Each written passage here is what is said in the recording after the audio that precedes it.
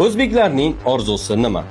Yillar davomida pul yig'ib to'y qilish, o'zini boshqalarga zo'r qilib ko'rsatish uchun kreditga mashina olish, hatto farzandi ham yemaydigan ne'matlarni dasturxonga tortib mehmon kutish, o'lgan ota-onasiga tirikligida ko'rsatilmagan ehtiromni ko'rsatib qabr toshi qo'yish. Davom etaveraymi? Qiynalib qolmaysizmi? Nima uchun o'zbeklar dunyo bo'ylab sayohatga chiqmaydi? Vitaminlarga boy ovqat yemaydi? Farzandining ta'limi uchun sarmoya ajratmaydi. Yoki o'zbeklarning puli yo'qmi? Ma'lumot uchun shuni aytib o'tishim kerakki, o'zbeklarning bitta to'yida eng kamida 100 million so'm pul sarflanar ekan.